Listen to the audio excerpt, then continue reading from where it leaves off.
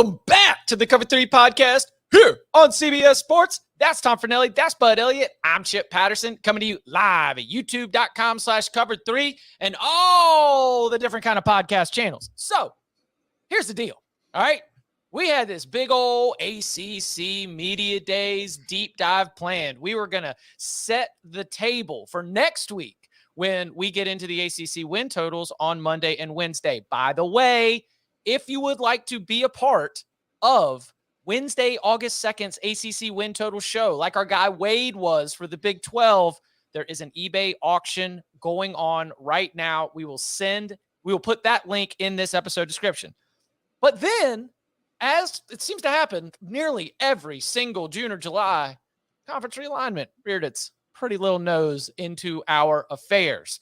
So we will be discussing Colorado and what looks like it is going to be a decision that is voted on later today on Thursday to apply for membership at the Big 12, or the Big 12 is expected to accept after a unanimous vote late on Wednesday night. We will get into that here in just a little bit. Mailbag questions, continue to throw them in the big old bag of mail. 5-star review, put them in there. Today, we're just going to be hitting a lot of the live audience questions. I always like to hit an early bird. So Bryce was in here at 9:37 a.m.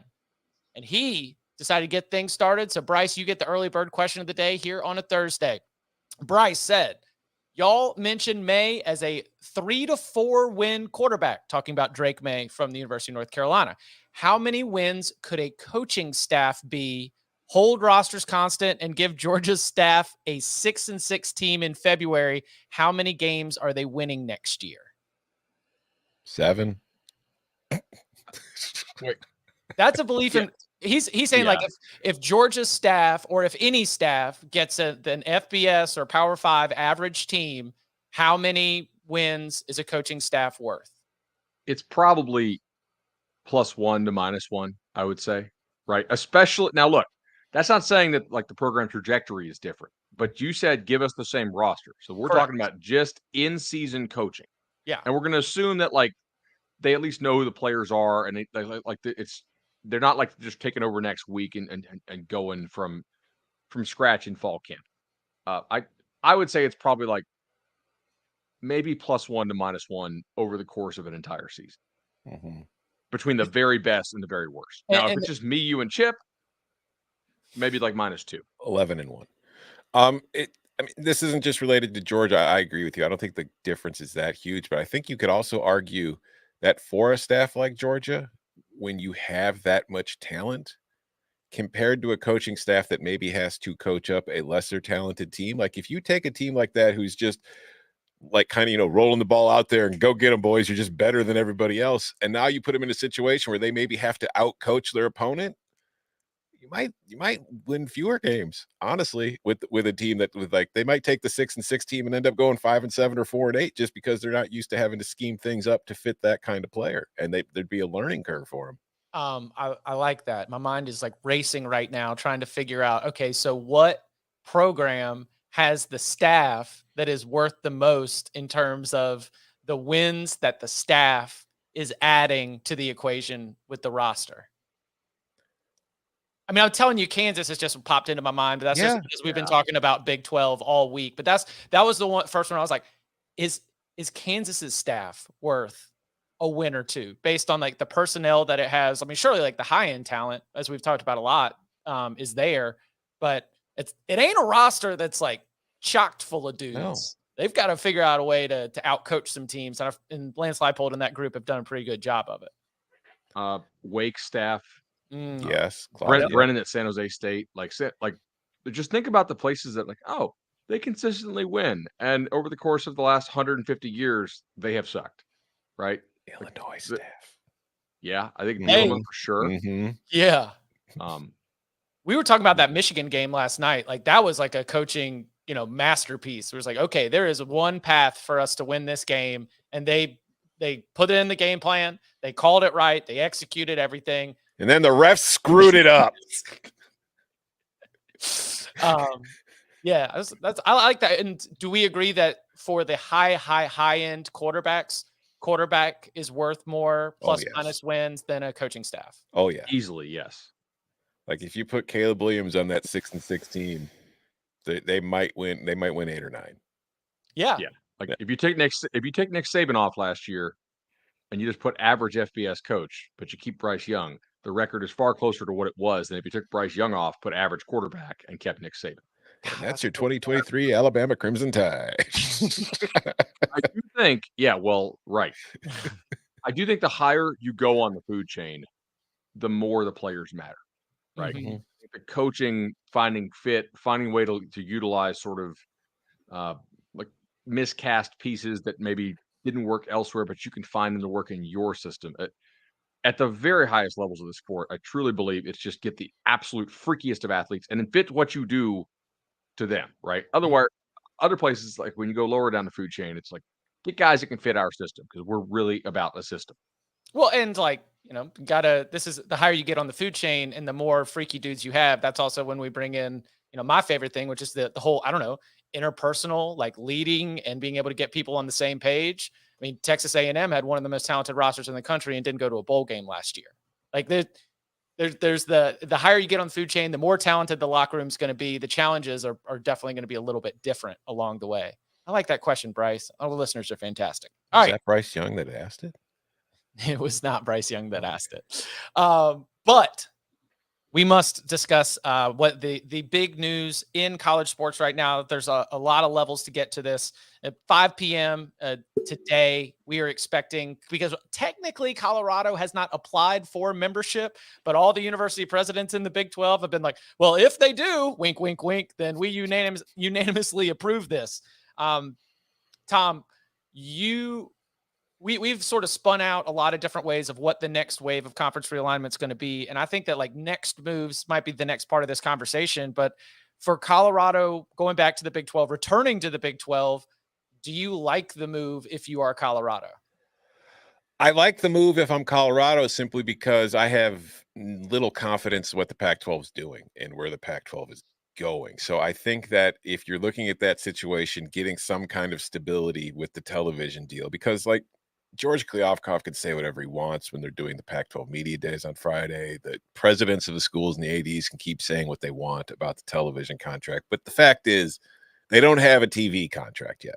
And the fact that they don't have one after all this time kind of tells you everything you need to know about what kind of offers they're getting. They could say the longer we wait, the more suitors we get. It's like, yeah, but those suitors are probably coming in trying to buy extremely low on your inventory. So I think if you're Colorado, this is probably, you gave them a chance. It's not like you were rushing to get out. You were doing your due diligence. You've been sitting there for a long time. The offers that you're looking for and the money that you were looking for hasn't come in, so you're making the move. That said, the Big 12 you're going back to, it's not the Big 12 you left. I tweeted it this morning. Here is the list of schools that were in the Big 12 the last time Colorado was there, the 2010 season. Baylor, Colorado, Iowa State, Kansas, Kansas State, Missouri, Nebraska, Oklahoma, Oklahoma State, Texas, Texas A&M, Texas Tech. Of those schools, Colorado left, but is coming back. Missouri's gone. Nebraska's gone. Oklahoma's gone. Texas is gone. Texas A&M is gone. They've been replaced by BYU, Cincinnati, Houston, TCU, UCF, and West Virginia.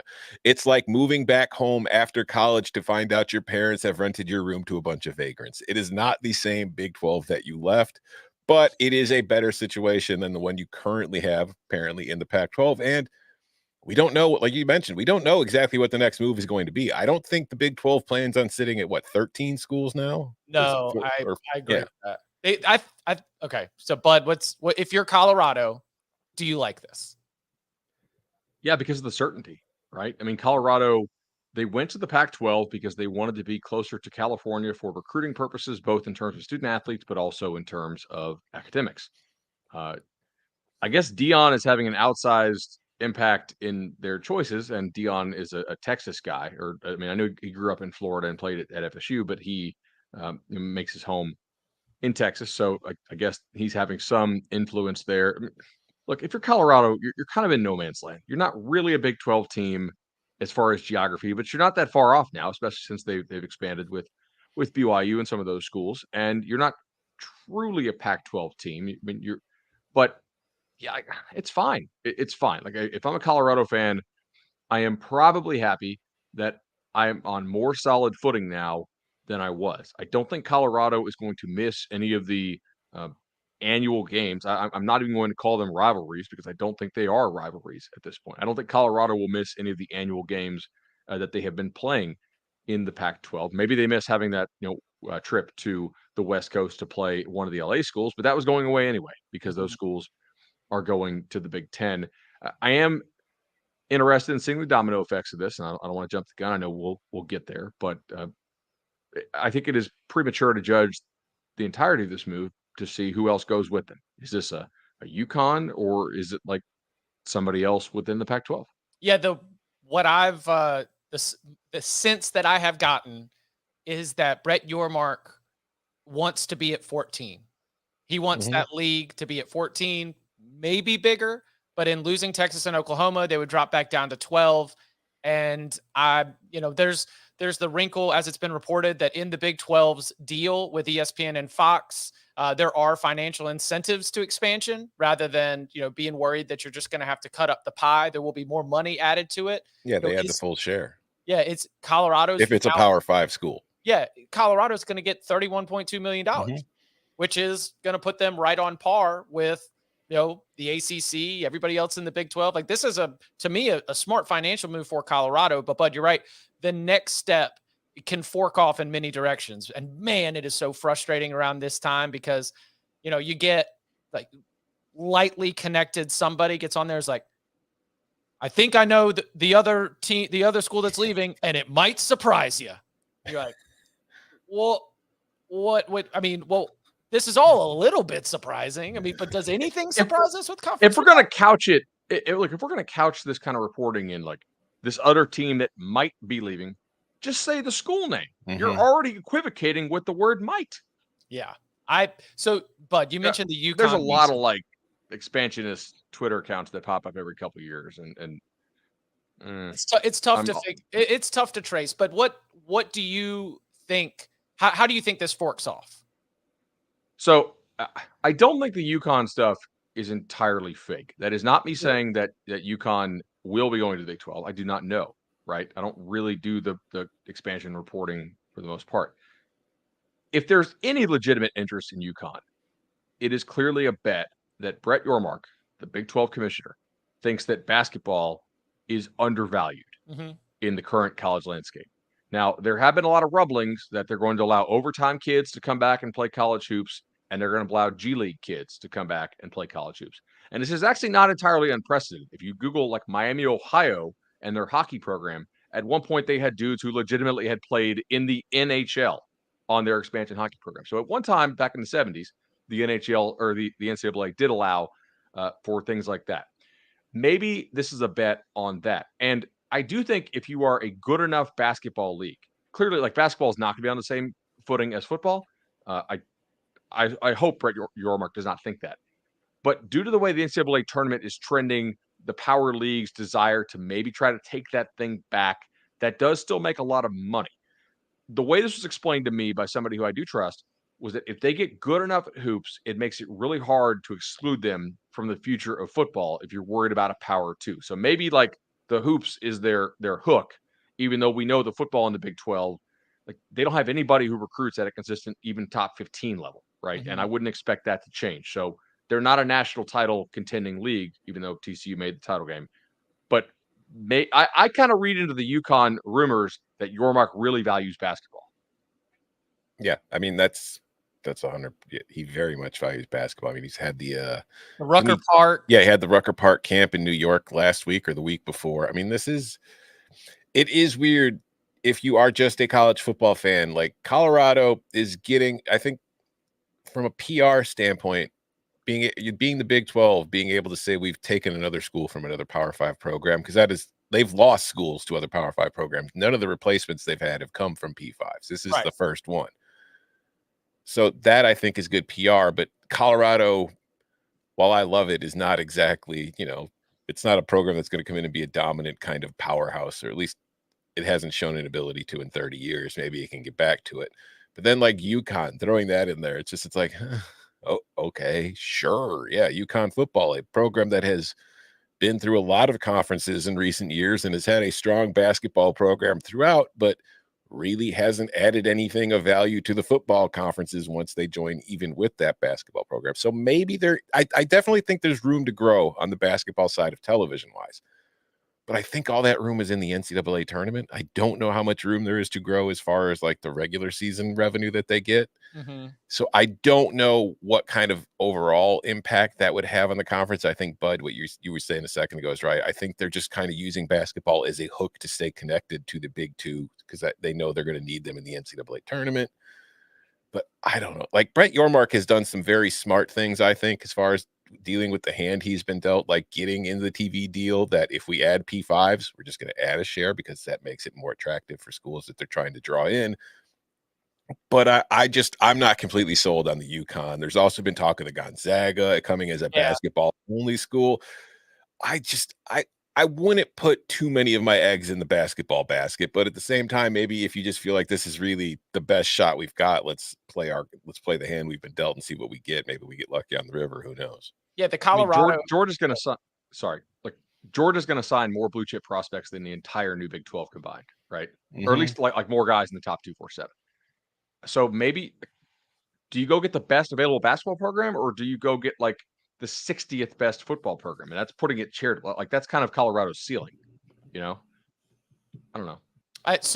This particular move is not the one that would trigger the Gonzaga situation. I think the Gonzaga situation exists on an island. I think that UConn probably is having some tough discussions internally about whether it wants to do this because, the Big East has been really good for UConn ever since they got back. This has been the rise, and look, they just won a national title or something, and their head coach, who they really love and who embraces everything about it, he kind of likes that Big East footprint and the way that things exist up there, and to all of a sudden be joining this conference which stretches across the whole continental United States. Like, yes, you would be playing against Kansas and Houston and like these massive basketball programs.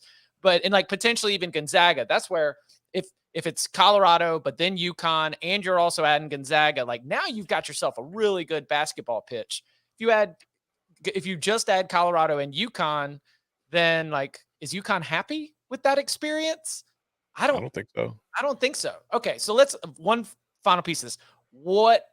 What's going on in the Pac-12 office right now? I don't know. What's the Pac-12 group chat looking like as when it says Colorado has left the conversation? I think he has not great cards, but I don't think that Kliavkoff has played them particularly well, right?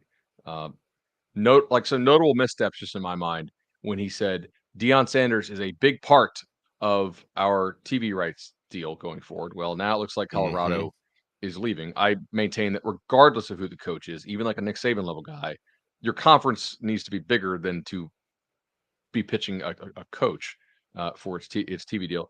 And then last week, I'm paraphrasing here, but he basically kind of intimated that the storm was over, right? In that response that we were all in that room. I don't have his exact quote in front of me. So, look, Colorado leaving could be a sign that the Pac-12 does not have a deal coming. I think we can't totally infer that. It could just be Colorado wants to get to the Big 12 and has more confidence in the leadership of the Big 12. So I don't want to be like, that means nothing is coming. But it does make me wonder. I mean, I don't think if you can keep the remaining schools, there's 9 left. If you can keep them all, I don't think it's impossible to replace Colorado. I think if you get a San Diego State or somebody, you're going to keep on keeping on, and it's really not going to hurt your value too much. It's just now that Colorado is left. I mean, if Kliavkoff is up there last week saying how we've ridden out the storm, and then Colorado leaves, well, that storm is still raging. And, is Arizona going to follow them? Because Arizona has not exactly been shy. Oh, yeah, that's the other part about the basketball conference. Mm-hmm. Yeah, then you get Arizona, too. And all of a sudden it's like, well, Arizona's media, especially their like fan site media, has been really all about we're going to leave. Arizona administration does not seem to have the same fervor for it. So I'm curious, like, is Arizona's admin just keeping a a strong Pac-12 public face while doing some stuff behind the scenes, which is certainly possible, right? Yeah, Like there's absolutely a chance that the Arizona media knows what's really going on and that the Arizona admin is just kind of doing lip service in public. There's also a chance that this is a bit of wish casting on their part and that the Pac-12 really Arizona has no desire to leave the Pac-12. I don't know.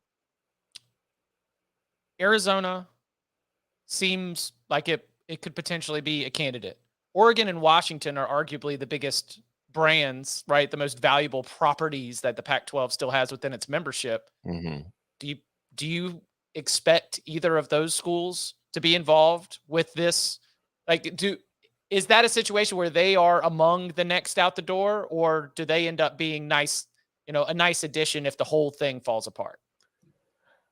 I have no idea, but just pure common sense wise, I think that they would go somewhere together. And I think conferences would want them together, not because of the rivalry, but just for travel reasons. Like if you're Oregon or Washington, and whether you join the Big 12 or the Big 10 or the ACC or SEC, whatever conference you leave for, that's a lot of traveling. You'd like to have somebody close by. Like there's a reason USC and UCLA both went to the Big 10 and not just USC. So if one of them leaves, I feel like both of them would have to go to that conference. So if they follow Colorado to the Big 12, then I think somebody else is coming with them, whether that's a Utah, one of the Arizona schools, or UConn, or maybe even Gonzaga is like, all right, screw it, let's play football too. So it's just, I can't rule it out at this point. I don't think anything is imminent, but I didn't think Colorado was going to be joining the Big 12 yesterday or today. So here we are. Bud, any predictions before we hit the break and get back into some of these live questions and ACC talk? I predict that Colorado will not be the last team to announce that it is leaving a conference before we kick off football season. What if it's like Stanford? What if that would just be the ultimate kind of like, huh? Stanford to the Big 12? Yeah, Stanford's like, screw it. Oh, let's go farming, boys. I mean, with that little and it's one you might not be thinking of. I was like, and that, it makes me so angry because I fall for it every single time. I'm like, so what am I not thinking of? Is it Oregon State? like the Oregon State and Washington State are the one, and like Stanford and Cal are the ones where I'm like, man, I don't know what happens. But Oregon Big 12 would shock me. Would shock right? you. Yeah. Yeah, like Oregon Big 12. Big 10? No. Competitively, Oregon it'd be good for them. Better off in the Big 12 than in the Big 10. But that's a lot of traveling to every single game. Oregon has legit NIL money, and there's a very good chance that once USC is gone, Oregon has the best roster in the Pac-12, and maybe by a good margin if they keep spending. And I think Dan Lanning does a hell of a job there. So I think Oregon would have the best roster in the Big 12. Yeah, I would agree. I think the Big 12 is probably more competitive, but it has less top-end teams. Right. I was saying competitively. Washington might win the new Big 12. Oregon jumps Utah into the Big 10, they fall to 6th. Mm-hmm. Yeah. They join the Big 12, they jump to 1. Agreed. But you could stay in the Pac-12. You still have 3 more years upcoming, right, of guaranteed playoff spots and stay on the West Coast and kind of survey the landscape. So I would be surprised if Oregon jumped to the Big 12 unless it was allowed to sign some kind of like really, really short TV deal. Yeah. I will say, if Oregon and Washington stay in the Pac-12 and then another school leaves and they're down to 8, they're not going to be competing. I mean, Oregon and Washington would dominate the conference, but just as a college football fan, that Pac-8 would still be a pretty interesting conference to me. Coming up on the other side, a lot of debate yesterday about whether West Virginia is or is not the worst team in the Big 12. Okay, so if it's not West Virginia, who is it? That and more from ACC Football Kickoff next. You up for playing outside the lines? What are her directives then? Neutralize the target. You do it quiet and you do it clean. If your cover is blown, you have to save yourself. Did you hit the target? I'm doing everything different this time. She's your field agent. Do what you think's best.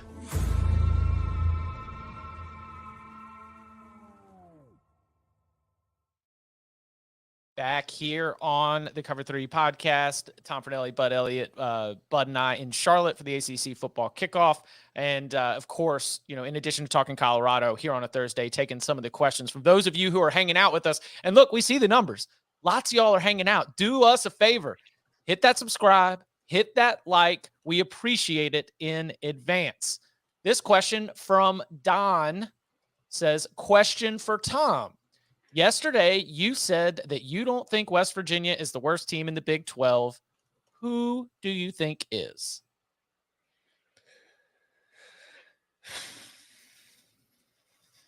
This year? Yes. Probably Houston would be my number one candidate if it's not West Virginia, simply because with Dana on the hot seat, with how many key players they lost from last year's team, that could snowball and spiral out really quickly.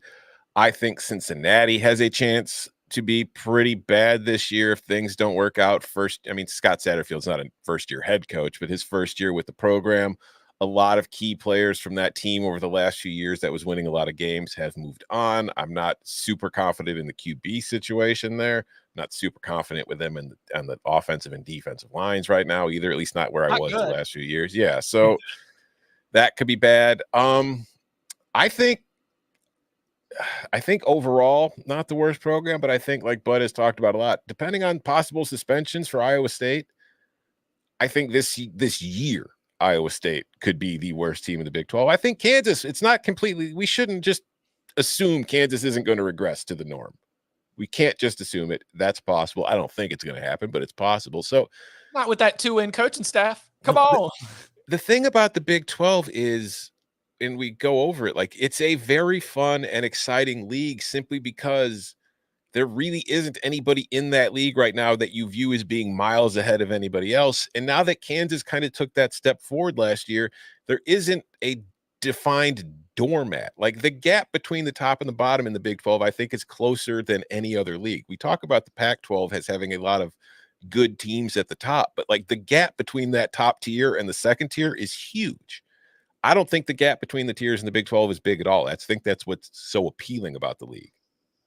Yeah, you guys both run your own numbers. I feel like there's a lot of twos at the bottom. It's like there's not like a -10, right? Like there's there are like perfectly fine. Like the bottom of the conference is an average FBS football team.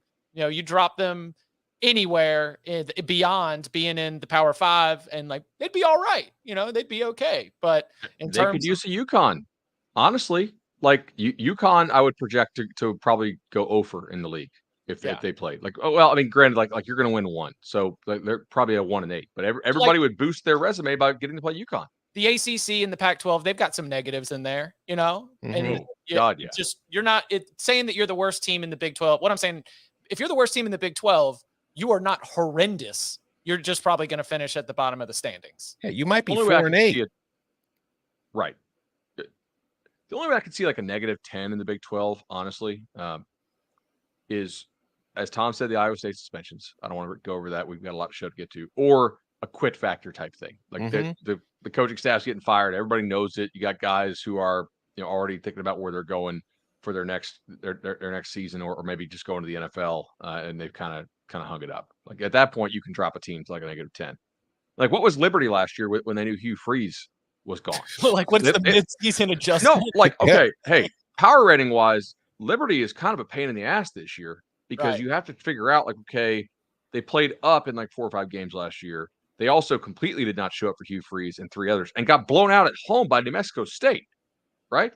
So, which, if you're an Auburn fan, you're like, the inconsistency of this kind of, like, we saw that at Ole Miss too, right? Like, they would play up for Bama and then have unbelievable losses at other times. The consistency is not exactly the hallmark of a Freeze team. But yeah, like, barring a quit thing, we're really off the rails here. I apologize. Listen, this is what our listeners demand. And by the way, if you guys have not seen Jerry Kill's tattoo that he had honoring the 2022 season, I mean, it is electric stuff. That thing covers an entire bicep. And like, I mean, Jerry Kill's not yoked, but he's got a big bicep. And this is a massive tattoo.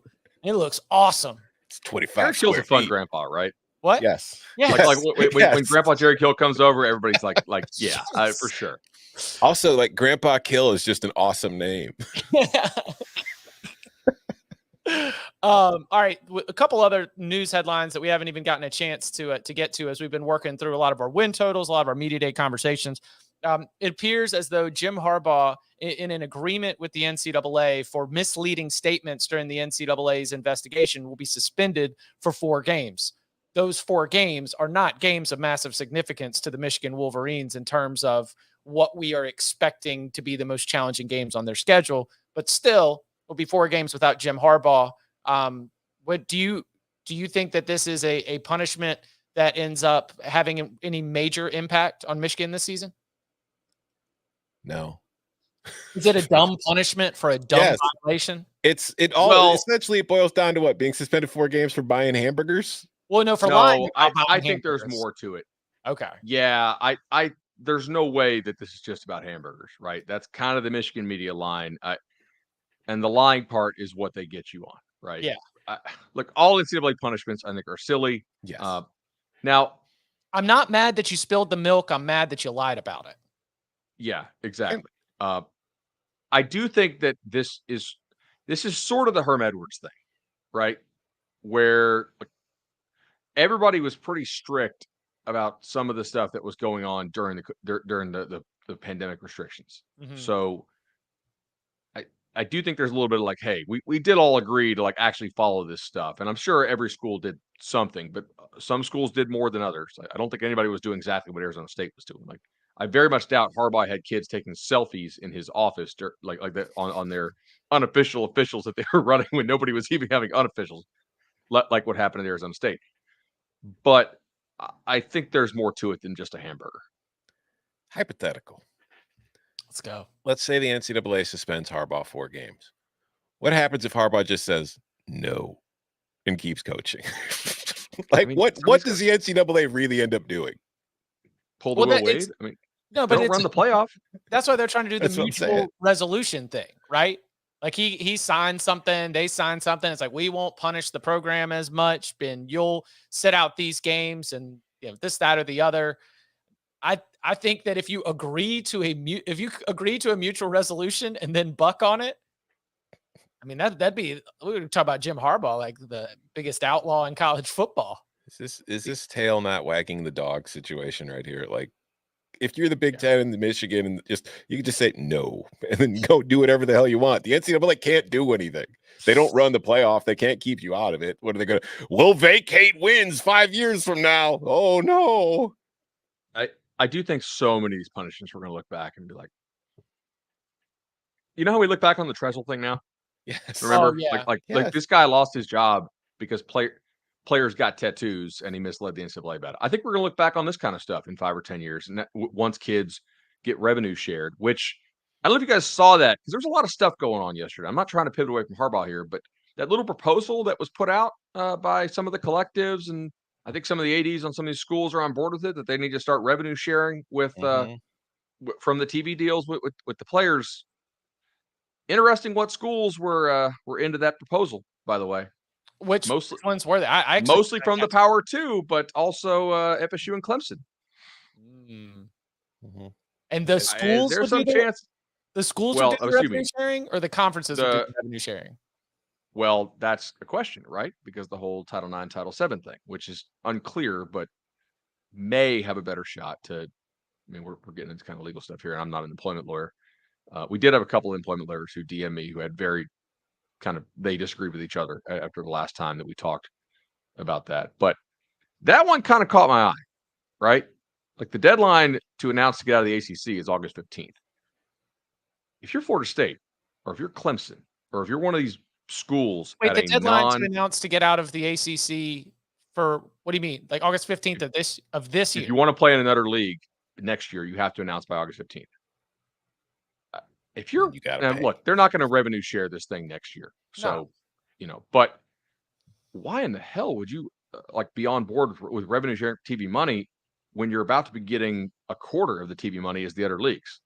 I think that tells you all you need to know about this ACC stuff they're at right now. Like, I don't think Clemson and FSU are long for this league. I think they'll do anything they can do to get out. Are they going to the Big 12? Whether it's the Florida State Saudi Knowles, I don't know. But going to the Big 12? Florida State and Clemson going to the Big 12? I mean, if they unequal revenue share, I guess. But Well, like I don't think Florida State and Clemson know the number. And here's what I mean by the number, because this is the way that Bubba Cunningham explained it. He said, you say, all right, we're going to leave the conference, and there is an exit fee, and that exit fee has a number. And then there is contractually that you are granting all of your TV rights money back to the ACC. And you can, estimate what that would be based on future earnings and the existing contracts. But then you would go to the ACC in court and you would say, this isn't fair. And then the ACC would say, okay, we'll settle for this. And this is what Bubba Cunningham was saying is no one knows the number. No one knows what the settlement number would be to challenge the grant of rights to try to leave the ACC. The settlement number drops every year moving forward, which is why my general stance is that the ACC is fine for a couple of years, but it would be remarkable, Bud, if Florida State or Clemson made a challenge by August 15th with hopes of getting into another conference for 2024, because I think that the settlement number is still huge and it would take a foreign investment fund to be able to reach that number. If Florida State sold out to the Saudis, would you be okay with that? If it meant you could win a national title? Well, you wouldn't win a national title because you could be 5th place in the SEC. I don't drive a Tesla, so I guess, yeah, like oils and everything. Look, I read into that, the press release. Mm-hmm. Look, you don't try to speed up the process of revenue sharing with athletes from the TV deal if your TV deal sucks. That doesn't mean they're out this year, but it does, I think, mean that they're not, if it was the over-under was 5, I think I would go under 5 now for sure. Question for the chat. Would you be okay with the Saudis buying your football program team. if it meant you can win national titles? Yeah, let's see. Yeah. Or any other private equity. Okay, or any other private equity group, right? Like if it's a PE group and they're not ESG, would that bother you? Or do they need to be like an ESG? Does it need to be clean, private equity? No. We're getting a lot of no's and a few yeses. Shout out to Sport Geek. What if the PIF bought the ACC and the CW? They use that connection up with money with Live Golf to be able to work their way in. Wouldn't it be the worst investment they've ever made? Yeah, we'll see. All right. I mean, I'm just saying, did LSU take money from a children's cancer hospital? Yes. But I've reached the point where, if the Saudis bought the White Sox and I got Jerry Reinsdorf out of my life, it's one of those kind of little column A, column B situations. It's it's bad, but it's good. All right. Let's see. Notre Dame strength coach resigning. Did that raise any flags or concerns? I've read this both ways. I've read one way, which is this isn't good. And I've read the other way, which is because there was the concern about the timing. They're fall camp's about to open. And it's yeah, but it also means that his time with the players is done, right? I mean, the coaching staff takes over from here and mostly takes care of things moving forward. You've got your trainers. There's obviously a lot going on, but the big, I am the coach for the summer, for the off-season workouts type stuff. A lot of that work is done, right? I read it as a news dump on a day when a lot of wild stuff was coming out, and that's just my read on it. But I don't have details. The timing, do I read into the timing? Yes, but in the opposite direction. In the opposite direction, ooh, quick, let's go ahead and get this out now. Yeah. I don't know this specifically. It's just that I think back to when Notre Dame hired Freeman. A big reason behind the move was staff continuity. And now a lot of members of that staff have since moved on to other jobs for whatever reason. So I don't know. I don't know if it's bad. I don't know if it's good. I don't know what it is. It's just it's an odd thing considering one of the reasons Freeman was promoted.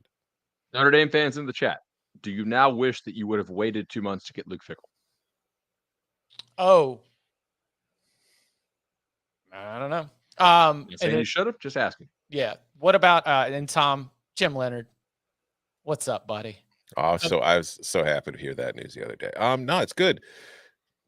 It's good for 2 reasons to me, honestly, because I think Jim Leonard is a very good defensive coordinator mind kind of football coach, and he will be a valuable asset to the Illini staff. But it's also good to me because hiring somebody like that as an analyst is something big boy programs do. Illinois is acting like a big boy program now, which is something Illinois football has not done during my time being, following Illinois football. They have always been kind of the mom and pop operation, but now they're being big boys. I like that a lot. Shout out to Brett Bielema. He found a spot where he can go and cook. Got some good investment. Love to see it for Tom's beloved Fighting Illini.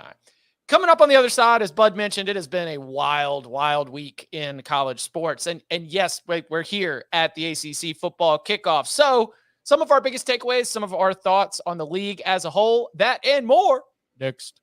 Said I'm fired up. I'm sorry your time's up. I see the time came from the ashes, I rise up.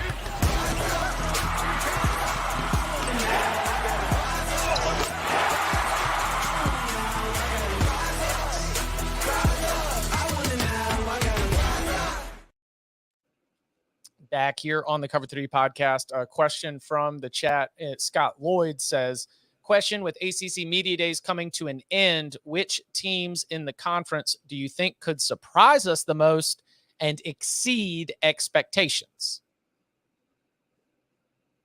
Come on, Bud, say Boston College. I mean, you definitely have the schedule to do it, right? And part of their problems last year were offensive line. They played like 10 guys, at least 100 snaps, and they had a D lineman snapping one game, like literally snapping one game that was playing D line like 2 weeks prior. BC for sure. I don't love what Pitt does on offense, but they don't do what they do poorly, right? Mm-hmm. Like that's kind of the best way I can put it. Like, I don't always love their philosophy. I think from like a game management perspective, Narduzzi sometimes has like leaks in his game, but they're not like, they have a lot of really small edges that they exploit. Like, they win a lot of D-line stuff, talent certainly, but also like playing really hard and physical, excellent technique. They're great with their hands, heart and hustle. Like, they get a lot of wins up front like that. It's not crazy to see Pitt winning 10 ball games. Do I think they will? No, but I mean, there's a real chance the rest of this league past like the top 4 or 5 teams just kind of sucks, so. I mean, for the purposes of an exceed expectations conversation, let's just say throw out Clemson, throw out Florida State, throw out Louisville, where the expectations have been continuing to rise as the biggest secret in college football. The Louisville football schedule has continued to be leaked out among people. And maybe you want to short that stock and you think that they're actually going to not be able to meet it. So let's throw out those. Who do you think is able, Tom, who comes to mind as a team that would exceed expectations? I don't know. Like, if you're taking I feel like the ACC is more than anything going to be exactly what we think it's going to be this year. Like Bud was just kind of mentioning, there's going to be 4 pretty good teams, and there could be a lot of bad to slightly below average teams after that. And it's just jockeying for a few wins here and there. Like, I don't know if there's going to be a 9-win Duke this year in the ACC. Yeah. Maybe, I guess you could say the surprise is Duke 4.5 to start the year. Yeah. Like we bet over on Duke last year. Yes. Mm-hmm. Yeah. Like, Duke, I guess, again, could be the surprise team. It could, overplay what expectations are, but I don't think there's like Georgia Tech. I don't think is going to suddenly bow up and win 8 games. I don't think. Right. I think Wake's going to continue being Wake. NC State's going to continue being NC State. Syracuse might get to a bowl game. I don't know. I don't think there's a team that's going to make like a leap, because I expect, like, Miami was dog doo-doo last year. I expect Miami to improve, even if it's not great. And I think that kind of takes away some of the air or room for another team to kind of jump up and take advantage of that. So I don't think there's going to be a huge surprise. I think you're going to have a decent number of ranked teams in the ACC this year, because I do think that like the bottom of the league is bad. Mm-hmm. And, a lot of that 20 to 25 range. A lot. Yeah. Like the ACC will have a lot of, yeah, exactly. And they'll probably rotate somewhere between like others receiving votes, and then they're in, and then they lose, and then they're back up. Yeah. Have you guys filled out your CBS Sports 133 ballots yet? No. I didn't get one. Ooh, you want to fill mine out? No. Just use your power ratings, send them to me real quick so that way I can get it done in 5 minutes. So spots 20 through 45 are sponsored by Food Lion and the Atlantic Coast Conference. They got a lot of teams, like a lot of the conference on my ballot is not in the top 20, but they are all over that sort of like 20 to 40 range because like NC State, Wake Forest, Duke, Pitt, good football teams, not excellent football teams, not competing for championships football teams, but I fill out 50 spots for my 133 ballot. So like I'm putting together a top 50 every single week. They're all top 50 teams, but they're just not top 20 teams. So that's what I feel like. To your point, I would expect that you're going to pop in at 24, maybe do 2 weeks, lose, drop down. Somebody else who beats you then takes your spot. And that'll be where we see a lot of those groups, a lot of those teams that are in that like middle six of the non-divisional ACC standings going on. All right, Bud, where do you want to turn your spotlight? What's been a big takeaway from we've gotten through everybody but Clemson, Wake, and NC State. Clemson was up at 11. Wake and State are coming up this afternoon. A lot of the ACC so far. What stood out to you? So Brent Pry saying that the administration understands it's going to be a slow build is not exact, and that's a paraphrase. I mean, it's a podcast trying to be accurate with the paraphrasing, but that's essentially the gist. It doesn't give me warm fuzzies, but let's go to Clemson. Should Clemson be the league favorite is a pretty hot topic here. Most people would agree that they should be. But the better question to me is if they had used the transfer portal, is it even a debate?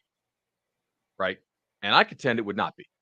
If you look at some of the guys that Florida State added with the portal, if they were on Clemson's team, it would be a wrap. If Jaheim Bell from South Carolina goes to Clemson instead of going to Florida State, and now all of a sudden Clemson's offense has a like stud tight end, or Coleman, or Keon Coleman from Michigan. Dane Brugler for the Athletic has Coleman as the 4th receiver in the draft. Yeah, there's a real chance that Johnny Wilson is now FSU's number 2 receiver. And that they have apparently Keon Coleman windmill dunked in jeans and loafers at Norvell's house because all the guys were talking. They were like, "This ain't normal." And Jared Verse was like, "Oh, I'm the best basketball player on the team," until Keon came, and then now we all kind of. I'm not gonna like nitpick the question because I definitely agree with the idea of it being a debate. But you even mentioned at the beginning of the portal, it was not a great offensive line portal cycle. Right. So like I don't know if there was an option there for Clemson to be able to go and beef up an offensive line that has been a place of concern. Wide receiver, there were dudes. Like if there are wide receivers, there were wide receivers that landed at other places. If they had shown up at Clemson, we would have felt differently about that. Defensive end, there were defensive ends that you could go and get and be able to upgrade. I think that Clemson is the favorite to win it, but I agree that if they had even had 3 notable transfer portal additions to address their needs, and that's the thing, like I understand what Dabo is trying to do with we recruit really well. We trust our player evaluation. We want to develop these guys, but like if you don't need to have a 25 player portal class, but you might need 6 or you might need 5 if they're the right guys. It can't just be Hunter Johnson and Bear Bryant's great grandson. Like you need to be able to bring in some instant impact players. I think Clemson's the favorite, but I agree with you. It wouldn't be a debate if they had those key additions. I predict that Clemson will use the transfer portal next year. I think things will be changing there. You can find OKGs in the portal just like you can find them in high school. Yeah. Chat saying that Eric McLean from the ACC Network claims Clemson didn't use the portal because they don't have any open spots. And I respect Eric McLean, but that's because some of the bottom of Clemson's roster is just kind of charity scholarships for these OKG types. You could adjust some of those offers and the way that things are being handled there at the bottom if you wanted to do it. So Bud's prediction, we see Clemson adding notable contributors next year. I do believe that. Yeah, I think that just based on things that I have heard that are in the works, yes. Tom, have you picked up on any ACC stuff? No. Sorry. Yesterday was kind of hectic around here. Oh, yeah. I didn't want to butt you out of the conversation. I mean, honestly, why would I pay attention to that league? It's barely even a Power 5 anymore. So, dead. I liked that Jeff Brom, and this was on Tuesday. Jeff Brom returned to Louisville, everything about it. We even talked about it with Wade, but man, he it fascinated me that he feels like the kind of weight and the kind of pressure to be able to deliver because he doesn't want to let everybody down. And that's like a very familial thing, right? Like your parents have like really invested in you to, they've like taken you to all the practices. They've like hooked you up with all the stuff. Like, and maybe not everybody feels this way, but like you want to be able to deliver on that. And it's like, they didn't have to move heaven and earth thanks to Scott Satterfield stepping out stage left, but like they have poured a lot into this. And Bud, you got to talk to him too. Like he knows the schedule's easy. Like going 6-6 in year one means that the Louisville Cardinals have lost games that they were favored and maybe multiples that they've been favored. And then you would be like, man, that was a disappointing season. It's wild that he steps in with 25 players coming from the portal, like really piecemealing this thing together. The roster looks like pretty good, but it is mostly schedule that has a lot of people thinking that Louisville might be fourth in the final non-division ACC standings.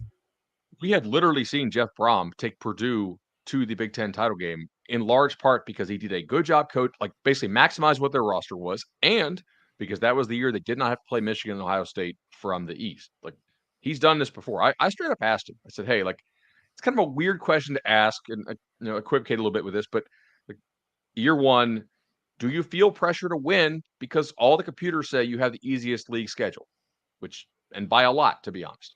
And he, of course, did like the, hey, we don't want to disrespect any of our opponents thing, like blah, blah, blah. But he said, yes, absolutely. We feel a lot of pressure to get off to a good start. I put a ton of pressure on myself because I really believe this job has a lot of potential. And my job is to win football games. Like he used the word win, I don't know, 40 or 50 times in a 25-minute presser. He's like, it helps us establish like a great recruiting start. And he did not back down from expectations. Who has a better record? This question from Andrew. Who has a better record this year? Purdue in year one under Ryan Walters or Louisville in year one under Jeff Brom? Louisville it wouldn't shock me if they doubled him up. If you count the bowl game. Purdue could finish like 6th in the Big Ten West this year. That's what I'm saying. Like they could go 5-7 and Louisville could go like 10-3, including a bowl win. Hudson Card and an air raid offense doesn't excite you? No, I'm not saying that. I think he might be fine. Yeah. But Louisville just straight up took their left tackle, Eric Miller, and they also lost some other guys. Like Branson Dean, the guy they got that Miami took, their D tackle, I think probably plays a lot for Miami. So you're losing impact players to schools that don't mess around in NIL. Like there's a serious market for them. Yeah. But anything else that you want to highlight before we get out of here? Two very frustrating teams to try to handicap in the preseason for me. One, Chip's Tar Heels, right? Mm-hmm. Because they have such a known commodity in Drake May. And I just have no idea if they're going to be physical and mentally tough and play illicit defense. Because if they're like a legitimate threat to win the league. Mm-hmm. You have Drake May, the only guy who's seriously considered a possibly better quarterback than Caleb Williams as of this juncture. But the last couple of years, mental toughness overall, any defense has really not been a thing. And then on Miami's side, 2 new coordinators. Did they get both right? Did they get none right? I'm very confident that they made a good hire at the DC. Like everybody I talk to seems to think that Guidry is a really good DC. And, had he not had the arrests, right, a long time ago, to be fair, probably is in a higher spot already than he had been. Like he wouldn't have been toiling at McNeese State and Marshall. But OC, I don't know, right? Like, how does that work? Is Van Dyke the 21 guy or the 22 guy or somewhere in between? But like those teams have a lot of like very wide error bars. I don't know why you would have any questions about Miami's offense. Didn't you see that contract Justin Herbert just got? Come on. Mario is a QB whisperer. Man, that really killed Jeff Brom's line of like highest paid quarterback kids from Louisville, highest paid cornerbacks from Louisville. He's been using it's like a really good hook. And then like as the day he's saying it, Justin Herbert, splash. From the chat, the steak fajitas at the ACC were really good. Like that was serious. Chip, who had the best suit that you saw among the coaches? Coaches? I mean, this is like just because I just saw him downstairs. Hafley's sort of like maroon, Boston College maroon colored suit looked really, really good. He's got he's a little bit shorter, slight of frame, but like a suit, he doesn't bulge out of a suit and he doesn't need to go overhang. Yeah. Like he can get it well tailored. And I liked the color a little bit. Hafley and Norvell are like the two like suit, like that's who you kind of want to model your stuff. Did you just hit Hafley with a too small? He was a DB, right? Oh, What do you think Jeff is? Like 5'10"? No. 5'9"? He's shorter? I think he's shorter. Okay. But he's not 5'8", but but he's not like Jimbo short. Correct. Yeah. Okay. 5'9" is a perfectly average height.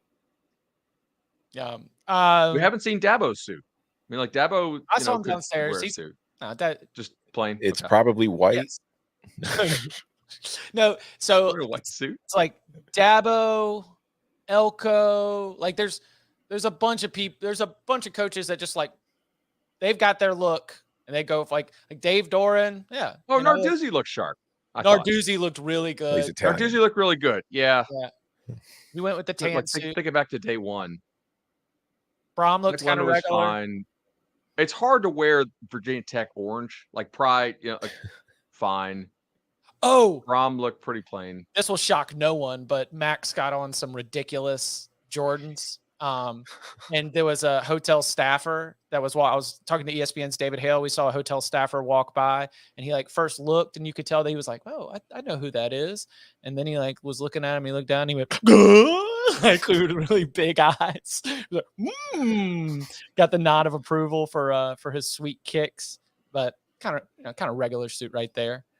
Mario looked fine. Mario looked fine. Was Narduzzi muzzled? No. He suggested a salary cap. He wasn't flying off naming names and coaches and stuff like that, but I tell you what, we could have a salary cap in college football, like on the NIL. Yeah. Mm-hmm. But I do think that the guy who tweeted, like I went back and listened to the whole thing, and look, I do disagree with Pat on a good bit of stuff. I also think his beliefs are like sincerely held, and that just based on conversation I have with him, I do think he like legitimately cares about his players a lot and cares about like looking out for them. And I was in the room, bud. It was an honest question. Yeah. It was something we've talked about here on the Cover 3 podcast, like a mailbag. Do you think he supports revenue sharing? Because I bet you he does. Like I bet you if you hit him with the follow, he's like, we should have a cap, but also revenue sharing. With the guys. I just think he wants a more even playing field, and I think that guy would coach for free somewhere. Like if he was not being paid to coach college ball, I don't think he's working on finance. I think he's probably like coaching high school ball. JJ in the chat says, does the change at offensive coordinator worry you about North Carolina and Drake May? Phil Longo goes off. He joins Luke Fickell's Wisconsin staff. They bring in Chip Lindsey from UCF, longtime Gus Malzahn offensive coordinator. Uh-oh. What? Did Chip freeze? Yeah, he froze for a second there. Am I good? Yeah, you're back. You are good now. Yeah. Oh, goodness gracious. One of my big, unless Jeremy Sharp is hitting the button on me somewhere, let me be quiet. This could work both ways, but like Freddie Kitchens is on that staff too. And like anytime that there's been a question about Chip Lindsey, both Mac Brown and Drake May start rattling off all the rest of the, notable offensive coaches on that staff, which makes me think we might have kind of a by committee thing, which could cut both ways, right? Like either things don't go well and now everyone's sort of competing with each other and there might not be the right chemistry, too many cooks in the kitchen, or they find a way to bring it all together. And a lot of that experience from a lot of different places is able to, help Drake get to where he wants to be and help North Carolina's offense be more consistent running the ball, tougher at the line of scrimmage, all those things. But I realize it's just more than Chip Lindsey. That's what I've learned this week. This is not just going to be a Chip Lindsey offense. This is definitely going to be a gumbo with a lot of different flavors thrown in. I think that's fair. Look, his offenses at Troy were awful, right? But he didn't have Drake May at Troy. Yeah, exactly. I don't know. Did we already discuss PJ Fleck? Man, look, Breaking news. Some people other find staff PJ call that- Fleck to be weird.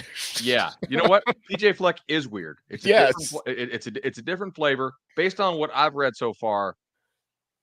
Okay, man. Yeah, you know what I've read so that's far ball. that stands out is the Minnesota administration backing him up It feels like a hit piece from honestly, the and jump. Yeah, Yeah. it's they're like, oh, you mean like football program things, like not sexual harassment and hazing type stuff, just like Yeah. regular football program things, and some extra exercising punishment might happen. Like other staffs definitely think he's weird, but also they're like, man, he gets kids to buy in, right? And they pull for each other and they love each other. So yeah. Yeah. PJ Fleck is somebody you either buy in or you just think he's an alien. That's real. There's very few in between. It's like a cult. I don't know. I mean, like I don't want to bash the football programs are like cults. I know, like I'm trying not to be dismissive of like someone's experience that was not my own, that is obviously negative enough for them to run out and talk to somebody about it. But if you want to talk about practical impact on college football, which is what we try to do with a lot of these stories, is that if Minnesota's administration is coming out right off the jump and being like, thanks for the suggestion. Yeah. And like just kind of going about their business, then I just don't think there's going to be much to come from it. Now, does this lead to like a huge, people keep digging, like all of a sudden more stuff comes out? Maybe we'll address that when it comes to it. But I don't think that this is going to impact PJ Fleck's employment at this time. I read the I think story there's and more to this too, not more bad stuff. I just think there's some. I can't report this firsthand, so people in the industry think that there are different motivations for certain pieces and things coming out. Interesting. Yeah, I read it, and my takeaway from all of it was just like, okay, I don't know what the allegation is, other than he's weird. Which we knew. Biff Poggi at American Athletic Conference Media Days, slamming the podium. I saw this. All right, so Tom, I actually have not gotten a chance to really like let this sink in, but it To seems paraphrase, like the disrespect it really is worn on him. To paraphrase what happened, I don't remember the exact quote, but he got asked like 3 questions at his press conference, and he just made the comment. He's like, I'm not surprised you've only got 3 questions for me, considering you've got us picked to finish last in the conference. Man, American Athletic Conference Media Days had a lot of salt. Mike Oresco was mad. IP addresses. Trent Dilfer came out. I like Trent. I'm not sure how many more players on UAB anybody actually wants that has NIL to play with. Yeah, it's going to be an interesting year of action in the American Athletic Conference as we get to see a lot of spice and flavor coming from them this week as well. We will be back Monday, 11 a.m. Eastern time. Come and hang out with us because we are going to be asking the question that everyone asks around this time. How many games are going to win this fall? To the Atlantic Coast Conference. Again, the auction link should be in the episode description. So if you want to join us for Wednesday's ACC win totals, drop your best ACC win total bet. Be sure to get in on that. We enjoyed having Wade on, and you can be in the Wade spot coming up next week again on Wednesday. Hit the auction link. ACC will be doing Monday and Wednesday, so be sure to come and hang out for that. And you can follow him on Twitter at Tom Fernell. You can follow him at Bud Elliott 3. You can follow me at Chip_Patterson. Gentlemen, thank you very much. Happy birthday, Mom.